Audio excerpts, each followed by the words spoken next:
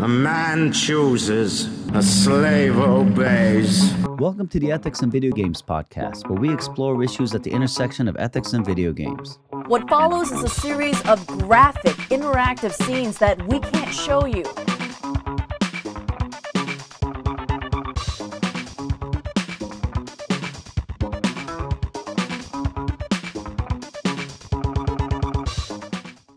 All right, everybody, welcome. We are here today with Dr. Richard A. Bartle. Dr. Bartle is an honorary professor of computer game design at the University of Essex in the UK. He's best known for having co-written in 1978 the first virtual world, Mud, the progenitor of the $30 billion massively multiplayer online role-playing game industry. His 1996 player types model has been widespread. It's seen widespread adoption by MMO developers and the game industry in general. His 2003 book, Designing Virtual Worlds, is the standard text on the subject and is an influential writer on all aspects of MMO design and development. In 2010, he was the first recipient of the prestigious Game Developers Conference Online Game Legend Award. So we are here with a legend. Welcome, Richard Bartle, to the show. Yeah! Well, at least now you can confirm I am a legend and not a myth. Oh, nice. That's right. We actually have pictures. Speaking myths and legends, we're going to talk about gods today. So this is all about your new book, How to Be a God, which is a really fun speculative book. So at least the chapters I've read about God, morality, and the soul, this is not stuff we've talked about in this class. You can tell I'm a professor, right? This is not something we've talked about this podcast before. God, morality, and the soul. What do these have to do with video games? But in your book, you ask lots and lots of great questions about what would it be like to be a god in essentially a video game world, a virtual world, and you leave it up to the reader to really make up their own minds about them. I love the questions. I know they have no easy answers, but I'm hoping that between the three of us, we can speculate about what some of those answers might be. So, listeners, we're not promising you any concrete answers here, right? To do that, maybe you can look at some of our other episodes, but we are hopefully promising you an interesting speculative conversation. We're also not promising any sort of ascension. Yes, no ascension, no ascension for you. No, who knows? Because it's interesting. In your book, the title of your book, you say is How to Be a God, not How to Become a God, right? I'm assuming that would be the ascension, Andy, right? Mm-hmm, mm-hmm. And Richard, your reason is because you're saying in time, anybody who wants to be a God will be able to become one. How can I become a God? Well, simplest way is you download some off-the-shelf online role-playing game, multiplayer one, and you crank it up, and voila, you're a god of that reality that you've created. So, or downloaded, you haven't even created it. So that's the simple way to be a god. Obviously, it's not quite as fulfilling as being a god of the real world might be, of reality.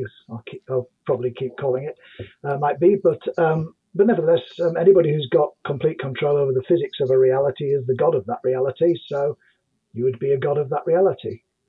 Go you. So do you need to have the electronic component? Because I play a lot of tabletop role-playing games where I'm the game master. Is that also a similar sort of godlike? It's similar, but it's not quite, because it's not real time. There's not physics, and if you Right. die, so does the world.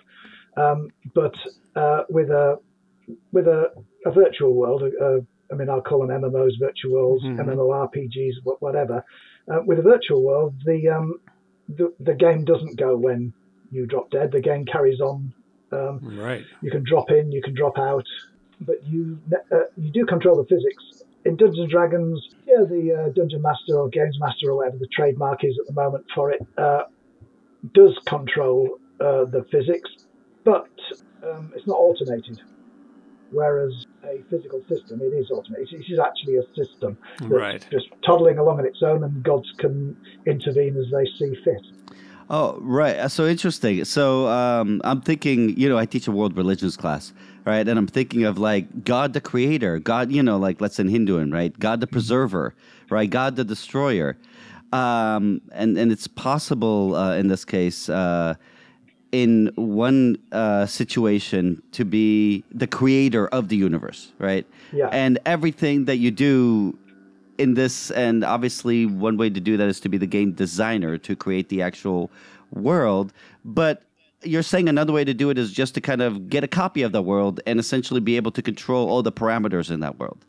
Well, controlling the parameters is not quite everything, because if you control the parameters, that doesn't mean you could, for example, add new space to it, or add new physics to it. If all you're doing is saying, I want to tweak the Planck's constant or something, Sure. Okay. then yes, you are changing it, but there's still a Planck's constant. You couldn't just say, oh, well, let's just get rid of it, which you could in theory if you controlled the physics. So you essentially need to be able to code it to be able to control the physics in a godlike way. Mm-hmm. But nevertheless, being able to use different physics to normal, because the regular players presumably won't be able to tweak any of the variables. Well, they'll be able to tweak some, but not all of them, whereas you've got the full range. So that makes you like a demigod of some fashion, because you've got the ability to adjust what the world is like to your with your whims. You can extend it or narrow it, but you'd need to have access to the actual code. Now, whether you wrote the code or whether you got the code of somebody else doesn't really matter, so long as you can change it. And that would be what would make you a full-on god. If you were a creator god, then you wrote the code. If you aren't a creator god, you may have written some of it, but not all of it. Or you may just keep it, tinker around with it occasionally as you see fit to make it bend it to your will. Okay, then quick comparison to the Abrahamic God. All powerful, yes, right? You are all powerful in this world, right? All knowing, in these worlds, you have access to all the information of everything that goes on in this world, in a virtual world. Is that going to be a part of it? It could be, right? Yeah, it could be, but it is so long as there aren't any other players. If there are other players, then, well, you've only got access to what's in the game world. So you can be all-knowing, as in, I'll freeze the game and I'm going to go through it by hand and look through all the variables, and I know what's going to happen next, and I know that random number C is going to make that random thing, and I know it's going to happen. And it might take you a long while, as you might need computer assistance to figure it out, but you can nevertheless figure out what's going to happen. But if there's another player there, you don't know what's going to happen, because they're from the same dimension, the same reality that you are, and you don't have godlike powers. At least I'm hoping you don't, otherwise I'm in trouble. But you don't have godlike powers over reality. So although you've got some all-knowing, it's not all-knowing if there's anybody from the real world there. You're all-knowing when it comes to the NPCs, as long as you take the tremendous potential amount of time to look through exactly what is going on in the game, because so much information is happening. Yeah, you can effectively take a snapshot of the game world, and that is what would happen if the game world were to crash and you were to dump all the memory and everything. Then that would be a snapshot of it, and you could then crawl over it to find out what happened. I mean, people do that with regular programs the whole time, if they're not quite as good programmers as they think they are. But yes, you can do that kind of diagnostics. And you'd also need to program in something that would track the history. So if you wanted to be all-knowing and you wanted to know what happened yesterday at 10 o'clock in the afternoon or 10 o'clock in the evening, you'd need that's to... part of your all-knowingness, yes. Right, yeah. You have to track every single thing. Whether all-knowing means I know everything right now, or I know everything that has ever happened to get here, well, yes. Obviously, if nobody ever visits, then that makes it easier. And if it's a deterministic universe, it's even easier, because you say, well, I'll just rerun it and stop when it gets to the point I want to look at it. Right. But if it's not deterministic... Are players then sort of the extra-dimensional invaders to my world? Well, if you invite them in, they're not invaders, are Well, they? I suppose that's guests, true. Yeah, that's true. Yeah. They're Right. Yeah, a hacker would be an invader. But not Oh the- yeah, that's I love that that analogy. Yeah, it's interesting. So you were saying the deterministic world versus non-deterministic world. So if your world is full of NPCs, right?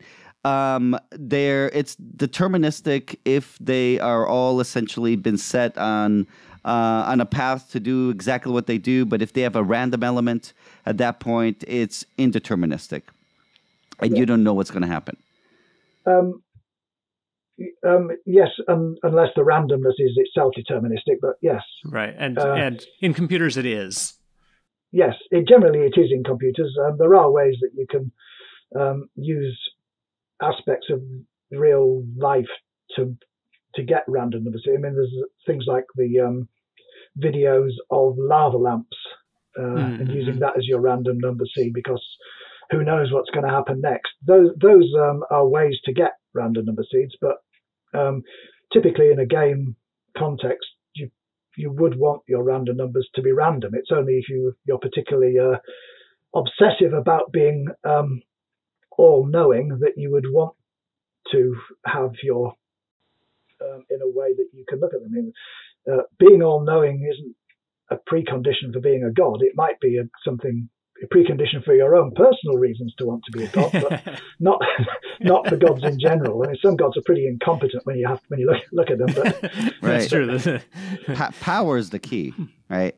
And so with power, of course, comes the question of responsibility, morality, right? So, let's focus now on the morality of interacting with NPCs in my virtual world, right?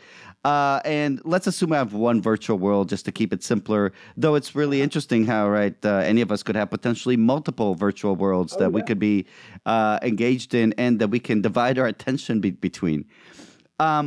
Today, we don't think of ourselves as having any moral responsibilities towards NPCs, right? Well, most of us don't. I mean, you might find the occasional hardline Jainist who did. Because, if rocks can have, if you've got a responsibility to a rock, you can have a responsibility to a non-player character. But for us, generally in the West, we don't typically regard what are effectively mindless automatons as being worthy of moral consideration. Right. We look at we look at our Sims in the Sims game. We can do whatever we want to them. We run over people in Grand Theft Auto. Though it is still interesting that sometimes we feel like it would be wrong to harm our NPCs in various ways, in a game. And we've talked about things like raping games and things like that, right? Yeah. Or the possibility of pedophilia, let's say, in a game. Right. Well, those are because of the real world effects that they may have, or because either on the individual who's perpetrating them or on the people who are not playing the game but are alert to what's going on. In games, people, the worst crime, of course, is murder. But that happens all the time in games, and people don't care about that. But they do care about other things because murder is seen as a kind of a trope. It's not really happening, and besides, you as a player character can be killed as well. So yeah, but in something where like those rape games, you're doing the rape, but you're not going to get raped, and it's entirely one-sided, and the people are buying into the fiction of the world more than you would buy into a fiction of a first-person shooter. Anyway, sorry, I'm just ranting about a podcast I should have listened to before I came on. No, it's good. Yeah. So if we sort of limit our question to the harm that could befall just the NPCs, as opposed to harm that could befall outside of the game because of things that I do in the game. And we talk about that. Are interesting to me because normally whenever you look at ethics and games, it's about the individual player, or the responsibilities of the people who design the game, the responsibilities of those who govern society with respect to players, with respect to game design, and all these things are intertwined, and they're all important. Otherwise, you wouldn't have 40-odd podcasts on the subject. But what particularly interests me is the future, where the non-player characters that we create are themselves somehow worthy of our moral consideration, and then we have to ask how we're going to handle these guys. What would make an NPC worthy of moral consideration? Right. What would we do? What would we have to add to a non-player character in a game in order for us to go, oh wait, now we need to actually think about how we treat this character? Well, obviously that depends on your own morality, because if you've got none, then you don't care. Right. It doesn't really matter what you do, because you have got no morality. You'd eat a baby if you thought you could get away with it, and it was tasty. But with non-player characters, so we've got a problem in that it's very difficult to assess whether what things deserve your moral consideration, and the usual lines are drawn at sentience, so you think it can feel, it can suffer, and sapience, which is sentience plus it's free thinking, it's got some ability to reflect on its actions, and it has its own morality. Whether you want to drag consciousness in as a third level or as the same as the second level is up to you, but those are normally the lines. And the way people work is, well, there seems to be a hierarchy. We treat sapience, or at least potential sapience, higher than we treat sentience. So given the choice between the dog and the toddler, you save the toddler rather than the dog. But we don't necessarily... People have got different rankings between them. What is it okay and not okay to do? If it can't feel pain, well, is it okay to stamp on a tadpole or something? Now, that's up to your own individual morality. But the thing is, if you're creating a virtual world and you intend for the creatures within it to be sapient or sentient, then whether they actually are or not is beside the point. You have to treat them as if they are, because that's how you made them. And everybody else might be thinking, well, why is this idiot treating those bits in a database as if they were smart, intelligent beings? Because clearly they're just bits in a database. And their morality wouldn't apply. But for you as a god of that world, then if you've made them to be intelligent, you've got to treat them as if they are, even if intelligence is some biological feature that only works in meat space. That's really interesting. Let me kind of hit a few points there. Yesterday, literally yesterday, I asked my class, we're covering the mind-body problem and questions about the relationship between the mind and the body. And I asked them at the beginning of the class, how many of you believe that AIs will eventually, and among AIs, including these NPCs, will eventually be able to think? And virtually everybody raised their hand. Right? Yeah. Well, eventually they will, yeah. Mm-hmm. Well, I mean, philosophers are a lot more skeptical about it than I would say, other people. Philosophers don't have to implement these things, and we do. Game design. And if you gave us computers the size of planets, you could have AIs. It's just how long do you want to wait? I mean, is 1 million years enough, or do you want 100 million years, or maybe? Well, this is what's nice about your experiment, about your thought experiment, because you're assuming, look, eventually we'll get there, assuming that the human race doesn't kill itself out, off before that, right? Someone else will. Right, if we don't, another. The species will evolve. But then when I asked them, do you think that AI will ever be able to feel? Virtually everyone said no, right? And it's interesting how they kind of draw this line, especially compared to what you said about sentience, right? So sentience, again, is just the ability to feel pain, right? And that seems incredibly important to us. Right? So, I want to know more about that. All right. So I have a real world example. Okay. I made a game, and it came out in 2001 for the Dreamcast called The Fliggin Brothers. And you played, it was a cartoony action adventure game. You played the small smart brother, and you had this big goofy brother, a la of Mice and Men, who followed you around and did stuff. And he was completely AI driven. And he had his own motivations. He cared about things like food and hugs, and liked to play games, and he liked to pet kittens, and he liked, there's a bunch of things that he liked to do. You could deny him things that he wanted. He had his own wants. He had a motivation system. You could deny him things that he wanted, and he would become sad, and he would cry. You could punch him, and he would become angry. And if you punched him enough, he would become angry enough to wad you up into a little ball and bat you around with a baseball bat.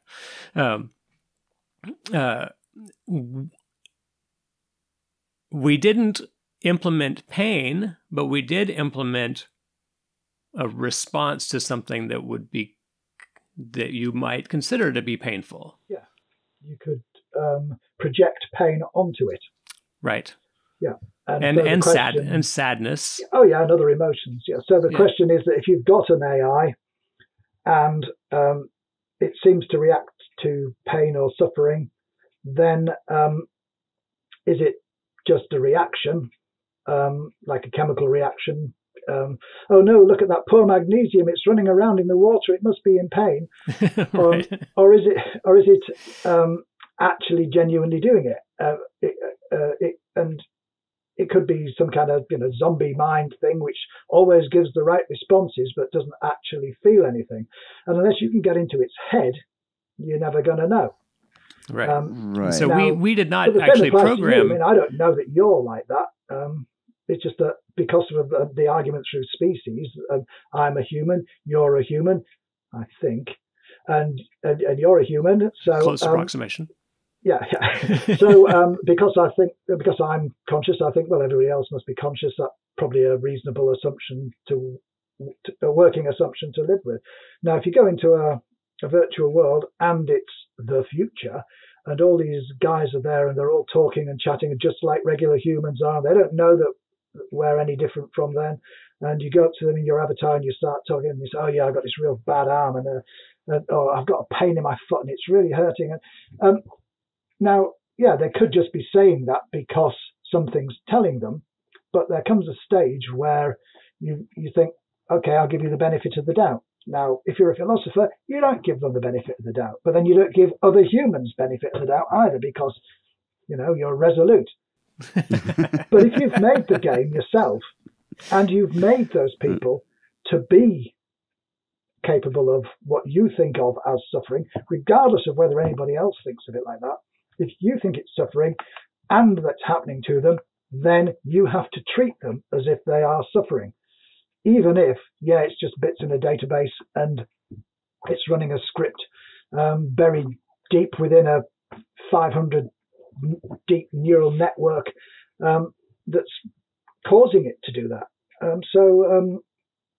In some respects, it's the actual pragmatics of it that are going to be dealing with rather than the more philosophical things. Because if you spoke to them and said, "Are you in pain?" and they say yes, and you say, "Well, you're not," because you're a nobody. You're actually a robot and you don't know it. Well, I could say that to you, and you'd say, "Well, no, really, look, I am in pain. For heaven's sake, switch off the taser." Right. Yeah, it's interesting what you imagine the analogous kind of situation where God appears before the people and the people say, God, why you why do we suffer so much? And God says, oh no, I created you in ways that don't suffer. You just look like you're suffering, but you don't have real pain. Yeah, right? you don't know what suffering means. I feel like you've cut me off the hook a little bit because we didn't actually implement pain. We only implemented these behaviors that show a lack of something that you could then appease, which the players could then interpret as pain, or they could just interpret it as a game mechanic if they were being particularly. If they grokked that kind of game, they would just look at it as a mechanic, and they wouldn't have any emotional relationship with the character at all. But typically, when people play these games, one of the reasons they do it is because they want to get engaged with the characters and feel as if they're in the virtual world. And by treating these people as if they were had more about them than they do, that's a way of making them feel that the world is realer than they know it. So now you've put me back on the hook now. Because our intention was to make the players feel like he's a real living cartoon character, as much as cartoon characters are real and living, and so our intention was certainly to make the players think that he was feeling these feelings. Therefore he has the feelings. And if you've made a movie, a cartoon movie, or if you'd written a book and the same thing was happening in the book, then people could have still felt really sorry for him when right. Well, that's actually really interesting, because I have become very angry with authors for putting characters in horrible positions. Right, and you're angry at what they did to those people. Yeah, right? As I'm angry at what they did to those characters. Right? Yeah, right? For sure. Which is interesting, considering we just talked earlier about how we're fine with murdering people in a game. It's interesting. You can, in getting angry at the author, you could be getting angry at God for allowing this to happen in some sense. If we're talking about setting our characters up in the game to have certain kind of experiences that would be terrible experiences for them, I guess that would be kind of the analogy for it. So Richard, before we kind of get into that, I'm kind of curious. So we can talk about this in two ways. One is, and I guess this is the simpler one, this is the world of your NPCs, right? You are controlling the world, you are God. You can control what the NPCs are like. I'm assuming you can control everything about the NPCs. Yeah. We have no players in our world. Everybody is an NPC. How do things change once we put players in there? Well, once players come in there, they bring an indeterminacy. So you, as the god, no longer know what will happen. You just know what could happen. And therefore, suddenly the virtual world is non-deterministic, because the players are non-deterministic from the perspective of that world. Now, the players themselves, depends on why they're playing, depends on why you created the world, but they will typically be interacting with the world rather than just appearing in it and walking around as invisible, formless shapes that nobody can detect. So they'll typically be doing that. And if they're interacting with the non-player characters, then some of them may treat them as bits in a database, but other ones may treat them as individuals. And if they're sophisticated enough, yeah, sure, they might fall in love with them or something. So it depends on why they're going in there, but the main differences are that what the players do are beyond your control. And if you don't like what they're doing, then you either have to stop the players or let them do it and then fix it after they've gone. Mm-hmm. Interesting. To fix it after they're gone. So potentially, I'm thinking of the Westworld kind of scenario here. Well, yeah, but that's not quite the same, though, is it? Because Westworld's in the real world, it's just a bunch of robots in the real world. It's not. No one's the god of Westworld in the sense that they can change the physics of Westworld. What is the difference, though, between my responsibilities to the robots in Westworld versus the NPCs in my game world? Well, in other words, why does the physics matter here so much? Because you've got some control over the environment of the robots in Westworld, but you've got total control over the environment in the virtual world. You can freeze time, you can rewind time, you can create new physics, you can replace someone's mind with another, you can share people's minds, you can have multiple copies of the same person. But you can do more than that. You could, for example, cause them not to suffer. Because you have to implement the concept of suffering. In the real world, if somebody attacks a robot with an axe, well, you don't get to stop them doing that, and they lose limbs and everything because you've just chopped him off with an axe.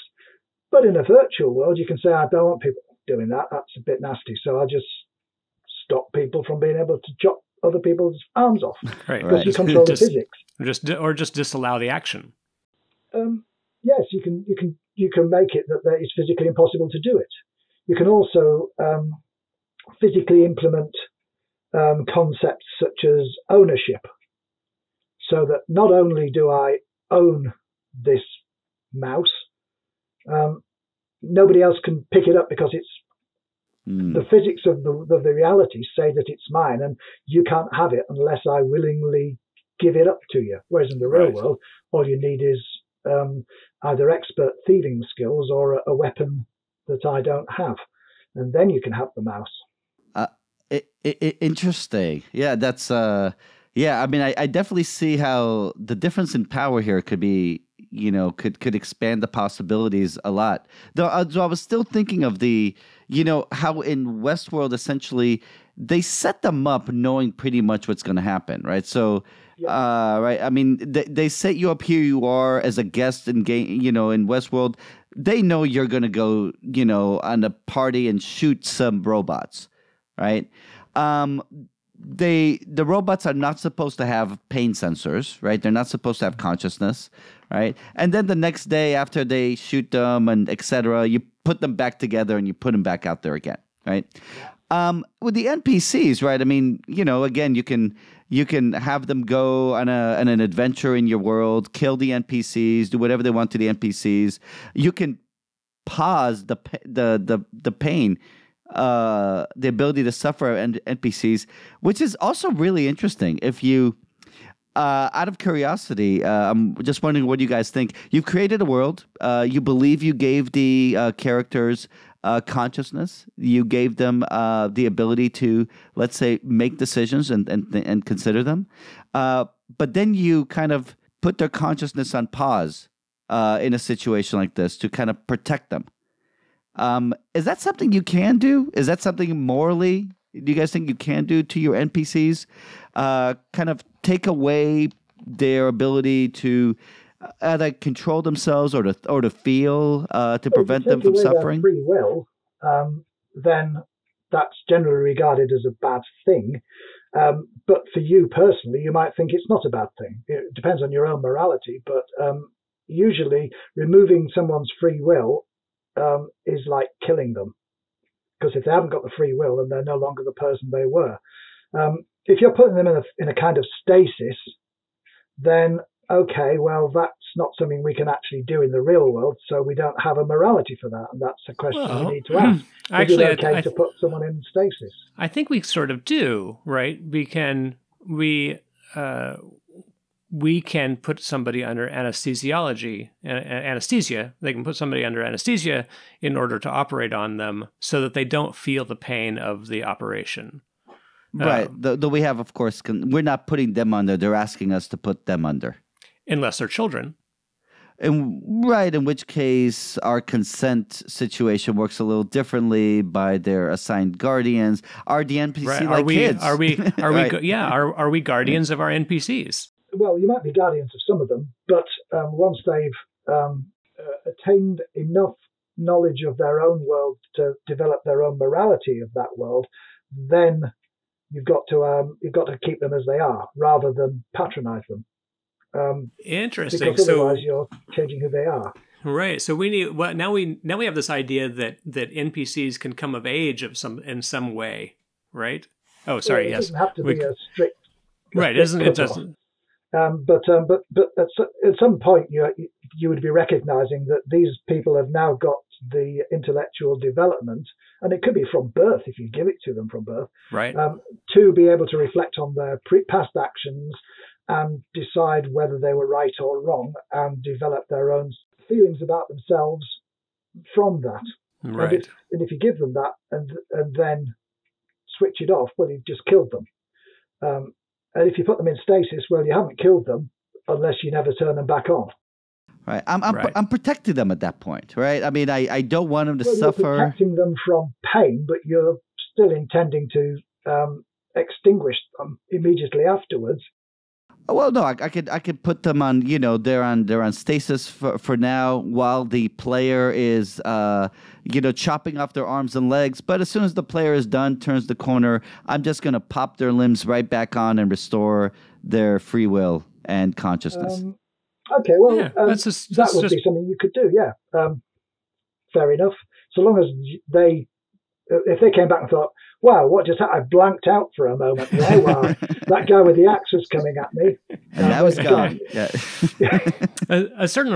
You could imagine that if they were thoughtful enough to understand that, they would start to develop some sort of religion. They would go, oh, it was a blessing. God came in and bestowed, and it was a blessing that, God came in and prevented me suffering this thing, and then put me back together at the end, and now I'm fine. So, that'd be correct because that's what's happened. Right. So, it's interesting. Should I encourage, a devotional religion on their part? Could you stop it from happening? Well, I'm God, so of course. Yeah, but yes. I mean, if we assume that you want them to be free-willed,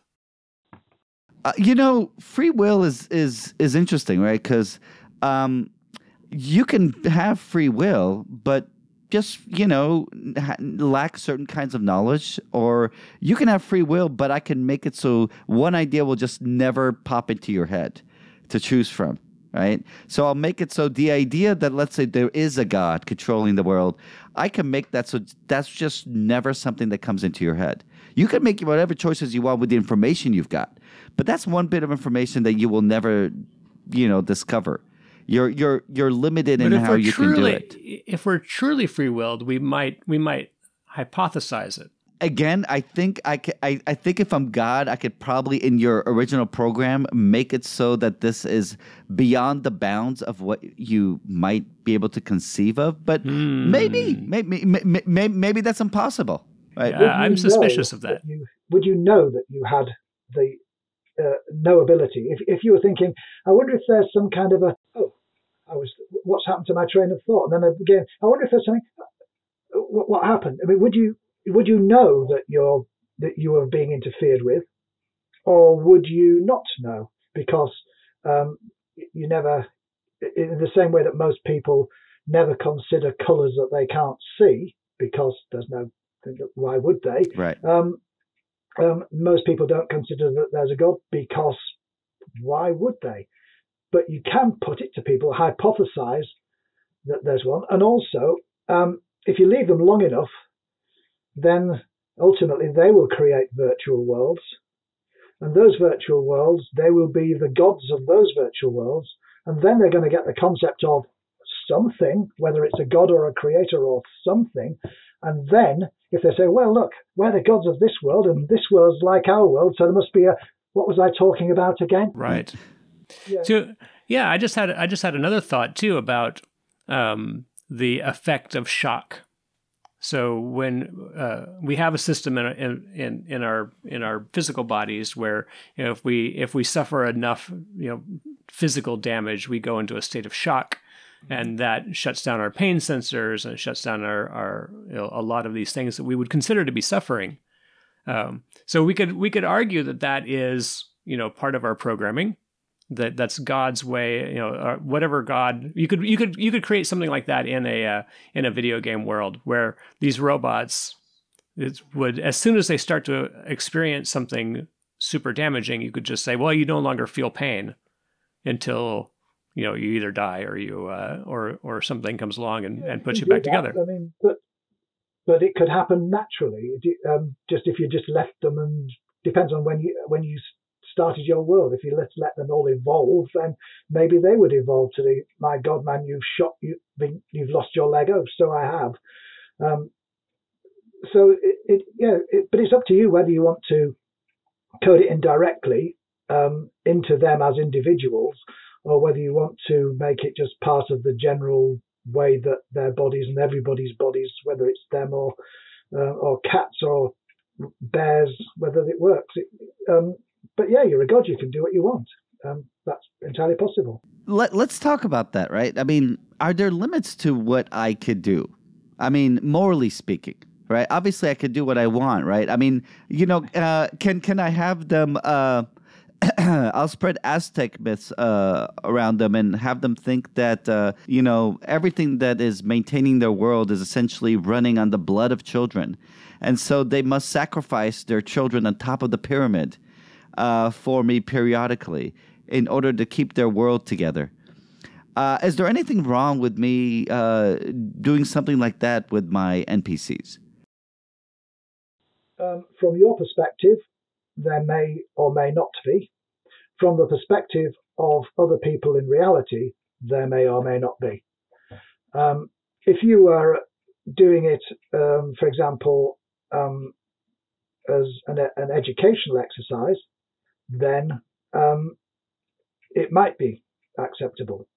In the same way that anyone who has child pornography should be jailed, except the police officers who have to look at this stuff to inure themselves to it so they can stand it when they raid someone's house and find 10,000 images, and it doesn't, so that they don't throw up. So yeah, some things which are generally illegal can be legal.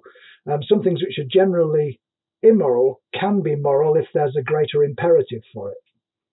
So if my imperative is just, I really enjoy it when they sacrifice their kids to me, because, you know, that probably then seems like potentially a wrong motivation, unless I have a good motivation for it of some kind.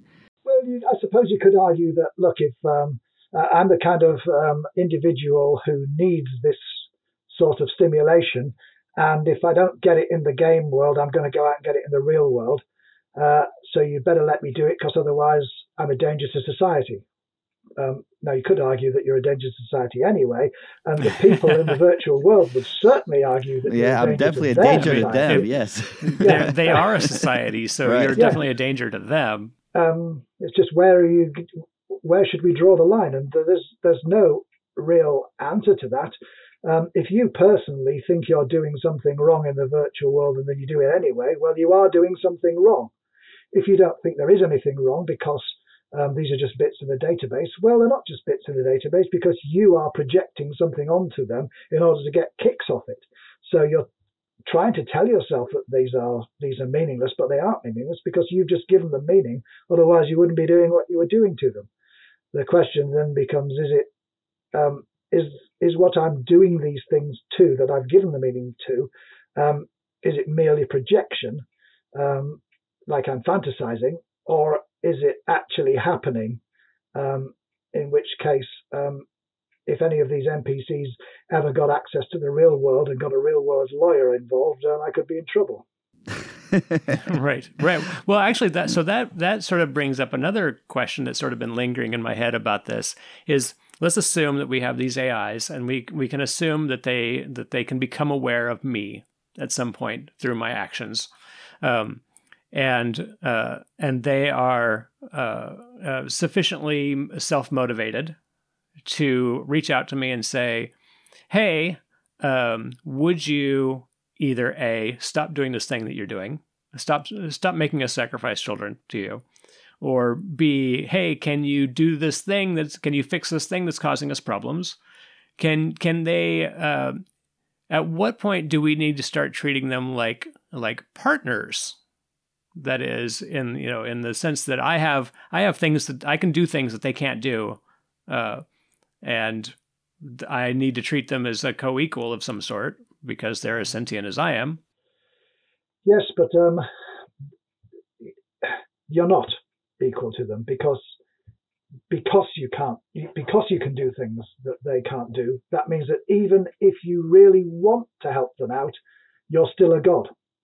And even if everybody on that planet asks you to do something and you don't want to do it, you don't have to do it. They can't make you do it. And because you might know something they don't. If you for example, if they say, we want you to destroy the world because then we'll all come back and live in an eternity of bliss. And you say, well, no, that isn't going to happen. You won't come back into this eternity. And you say, well, no, we will. We'll just destroy the world. And you would be saying, no. And they can be all begging, please, please, please, but you're not going to do it. And they can't make you do it because you're on a different plane of existence to which they have no access. But doesn't that come back to that sort of patronizing? No. If there's an impact, you're a god whether you like it or not. That's the point. And yes, you can play along with them and do things, but the game term for this is asking for a pony. It's when you say to the players, yeah, look, it's your world now. We'll do anything you want. You just tell us. This council of players can tell us what to do, and we'll just do it, and we'll just ignore anything else. We'll just do it. We're your servants. And then they say, okay, we've had a vote. We don't want any female players. I'm not going to do that. You said to me, right? Yeah, and it's called asking for a pony because it's like when the doting father tells the little girl, "You can have whatever you want." Right. Yeah, can I have a bike? Yeah, can I have a kite? And you keep giving, and then she says, "Can I have a pony?" And no, we live on the 4th floor. You can't have a pony. But you said, and it's like that. The players ask for a pony, and if you keep answering whatever the non-player characters say, eventually they will ask for a pony. They'll ask for the thing that they can't have. They'll ask for at least one thing they can't have, possibly many. Right. I mean, they could easily ask to be able to have the password and learn to code. Yeah. Right, to modify their own code.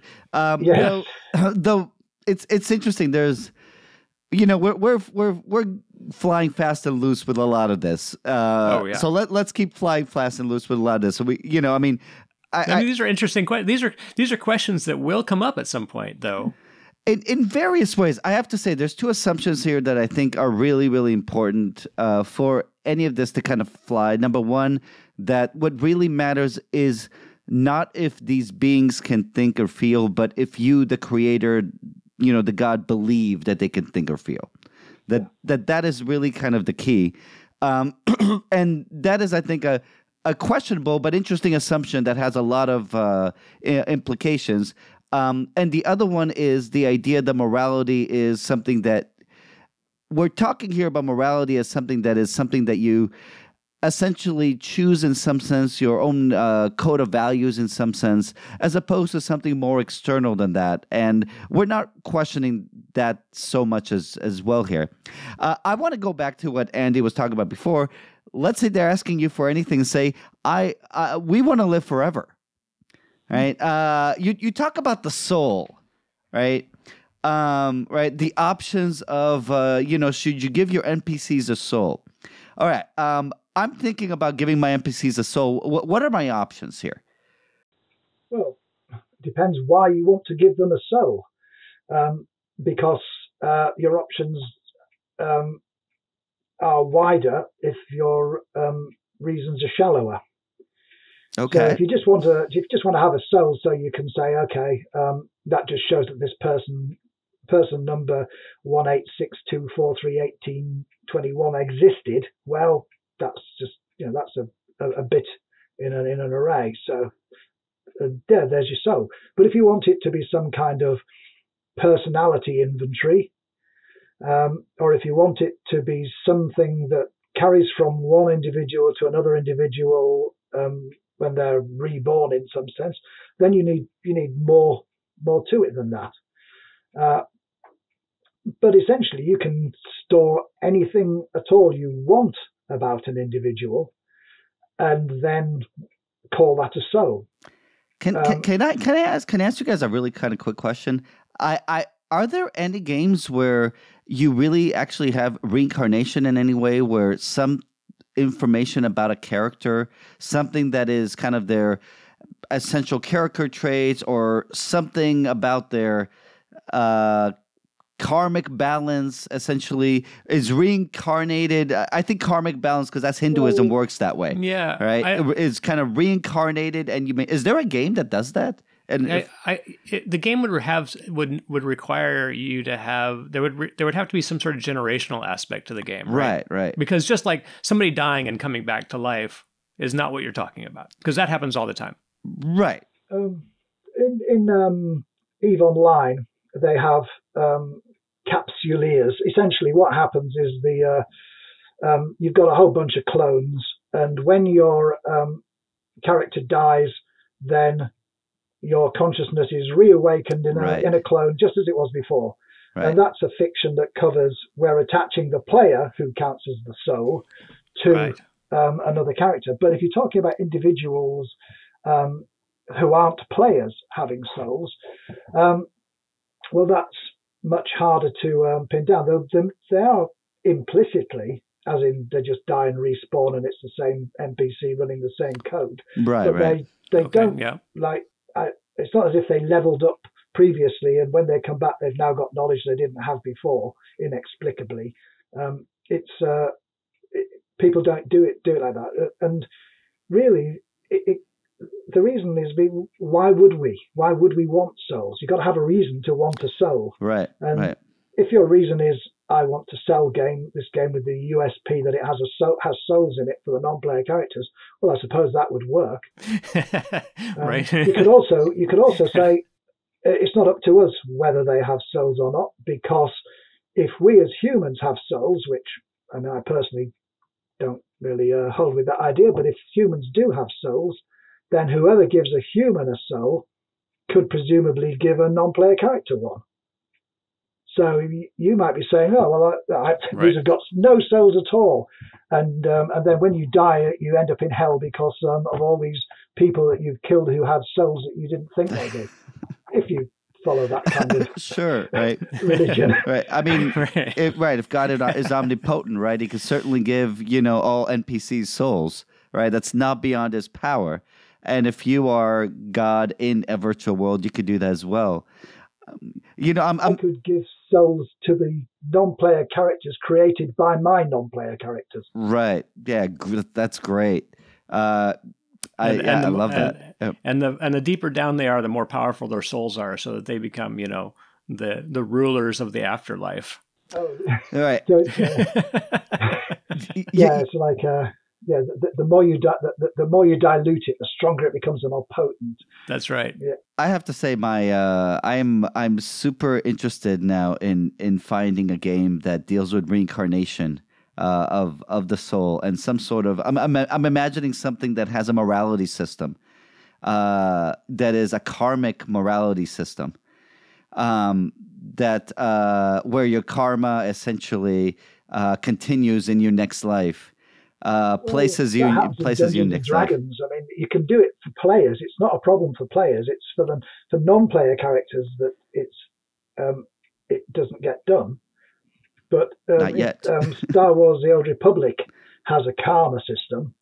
Right. If you do the bad things, you're on the side of the Sith, and if you do the good things, you're on the side of the Jedi.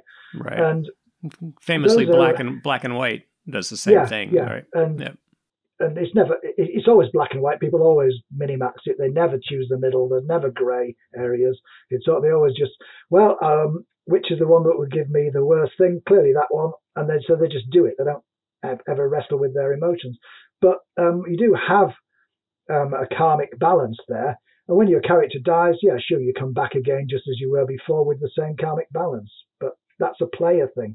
Right. Yeah, I'm thinking more of the way reincarnation in Hinduism or Buddhism is supposed to work, right? Where you need to find the next Dalai Lama, let's say, right? Right.